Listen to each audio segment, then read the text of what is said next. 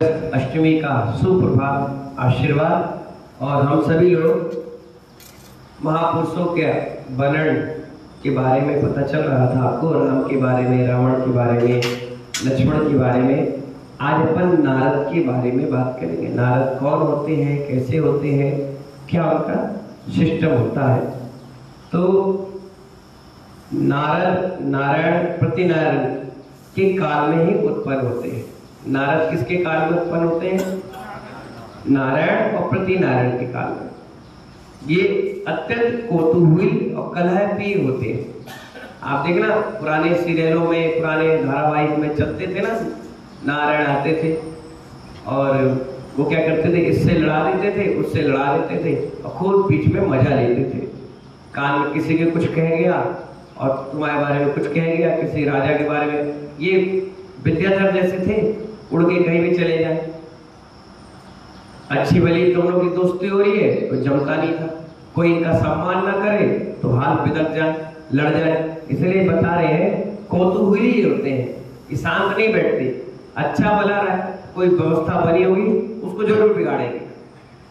इसलिए अपन लोग कहते हैं ना, क्या नारद जैसे काम कर रहा है, बोलते हैं कि नहीं बोलते? तो ये नारद होते कलह प्रिय होते हैं। अगर एक उदाहरण दे रहे, एक रानी तैयार हो रही थी। क्या हो रही थी? और ये खड़े वहां से निकल रहे थे। तो तैयार होते होते वो निकले तो रानी ने सोचा ये कौन पागल सा आ गया है, उसने देख नहीं पाया कौन। तो इतना बार इन्हें सुन लिया। वो आए राजा के पास सीधा, तुम्हारी रानी कैसी है? बोले क्यों, तुम्हारी बुराई कर रही है? बोले मेरी? हाँ बिल्कुल नहीं, रूपवान तो है ही नहीं, गुणवान है ही नहीं, बिल्कुल बेकार। तुम देख लेना, बिल्कुल घटिया। आएगी तो मुस्कुराएगी नहीं, बोलेगी नहीं, पानी के लिए नहीं पूछेगी, खाने के लिए पूछेगी। इस प्रकार से भड़का है। राजा बोले अच्छा। अब राजा तो मिलने नहीं जा रहा। अब इधर से आए रानी के पास, रानी तुम कितनी रूपवती, ये काला कलंका सा, ये इसको कुछ न्याय नहीं आता, ये बेकार है, ये है, बोल के चला गया। और जब दोनों लड़े तो बाहर खड़े होकर देखे, आहा मुझे देख के पागल है, मुझे पसंद करेगी, अब मजा ले रहे।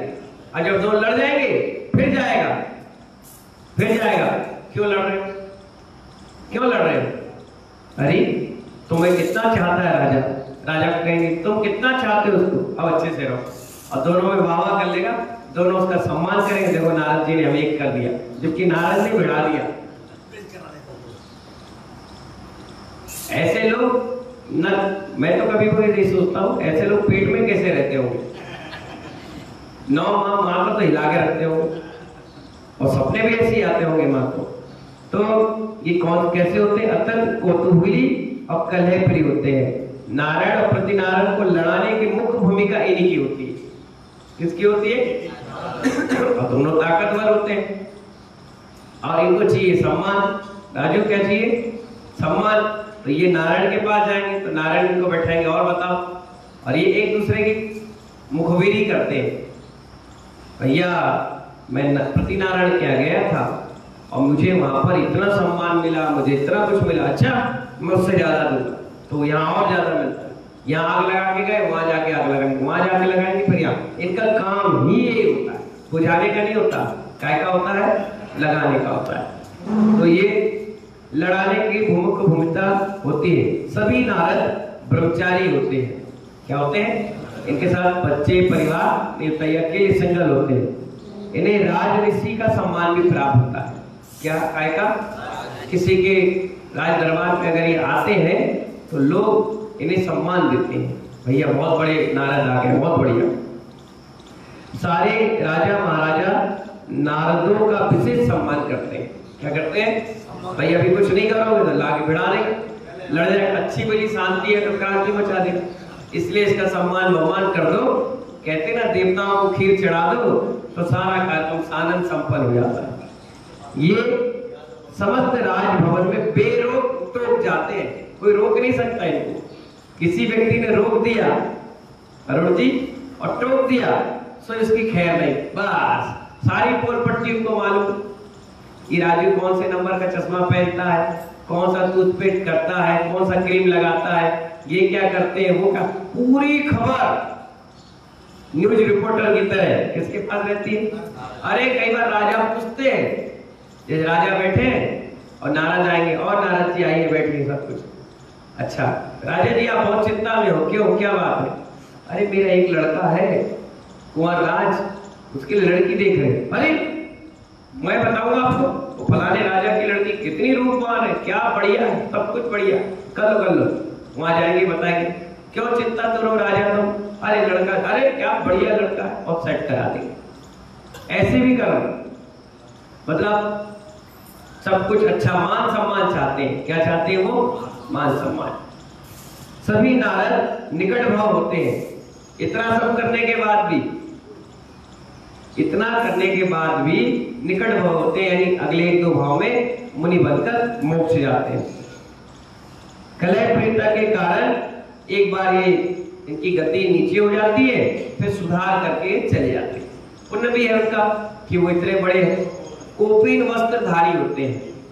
कोपिन वस्त्र का मतलब लंगोटधारी, दिगंबर मुनि नहीं है, लंगोटधारी होते हैं। वर्तमान में 9 नारद होते हैं, क्योंकि प्रतिनारायण और नारायण कितने होते हैं, 9। इनके साथ ही साथ इनका भी जन्म होता है, इनका नाम भी नारद के हिसाब से रहता है।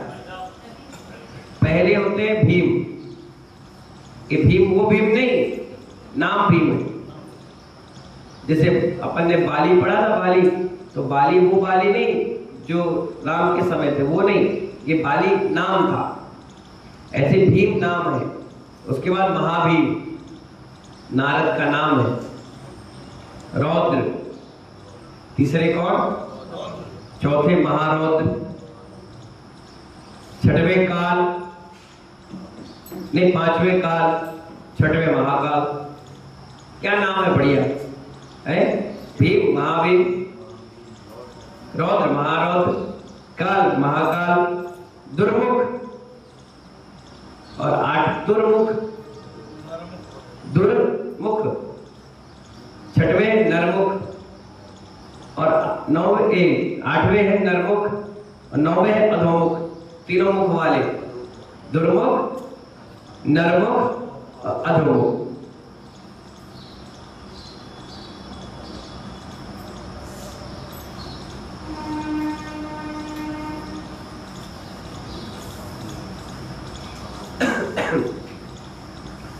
हो गया, नारद के बारे में समझ में आ गया कैसे होते हैं।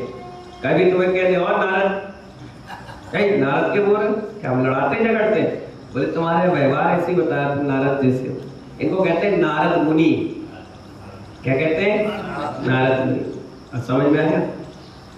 अब आप समझ जाओ इस किरण क्लास से कितनी सारी भ्रांति आपकी निकलेगी, कौन होता है, कैसे होते हैं, क्या क्या रहता है ना, सब समझ में आएगा। अब होते हैं 11 रुद्र। सब सलाका पुरुष है और 170 महापुरुष है, 169 उसी हिसाब से। प्रत्येक काल चक्र में 11 रुद्र उत्पन्न होते हैं। कितने, ये सभी अधर्मपूर्ण व्यापार में संलग्न होकर रौद्र कर्म किया करते हैं, इसलिए रुद्र कहलाते हैं। ये उटपटांग काम करते हैं, अभी इसके बारे में आएगा। सभी रुद्र कुमार अवस्था में ही जिन दीक्षा धारण करके कठोर तपस्या करते हैं। क्या करते हैं, मुनि बनते हैं 11 के 11 और जबरदस्त साधना करते हैं। उनके जैसा कोई साधक नहीं होता। तपस्या के फलस्वरूप उन्हें 11 अंगों का ज्ञान हो जाता है। जैसे उपाध्याय को होता है ना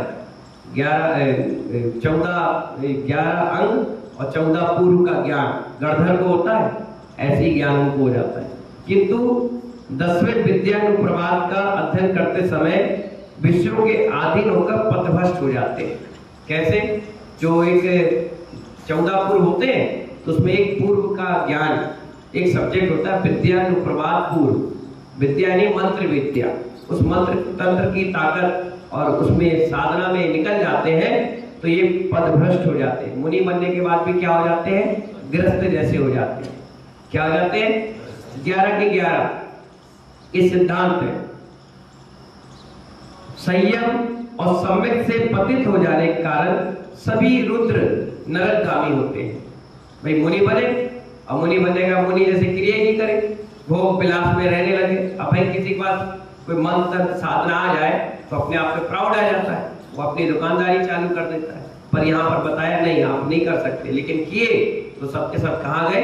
नरक चले गए। इनकी मुक्ति कुछ ही भाव में हो जाती है, लेकिन उस भाव में तो बिगड़ गया, अगले भाव में फिर क्या करेंगे? वो पुण्य कमाएंगे, संयम लेंगे, फिर मुनि बनेंगे, फिर जाएंगे, लेकिन अभी तो अपना बिगड़ गया।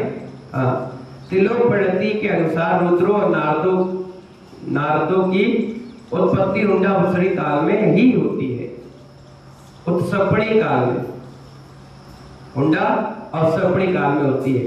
वर्तमान कालीन रुद्रों के नाम 11 रुद्र हैं, उनके नाम सुन लीजिए।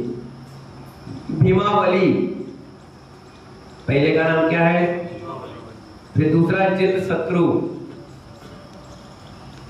तीसरे का नाम है रुद्र,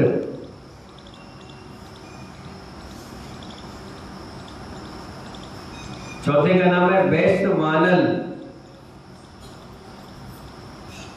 पांचवे का नाम है सुप्रतिष्ठ। पहले कितने प्यारे प्यारे नाम आते थे। छठवें का नाम है अचल,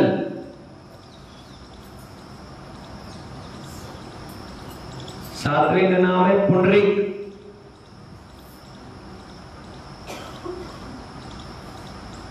आठवें का नाम है अचिंतधर,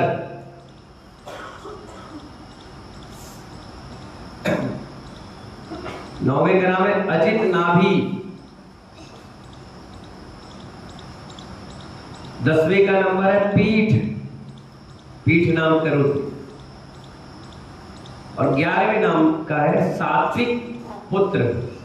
सात्विकी है, सात्विकी पुत्र। इस प्रकार कितने रुद्र हो गए? 11। ठीक है ना? आज इतना ही।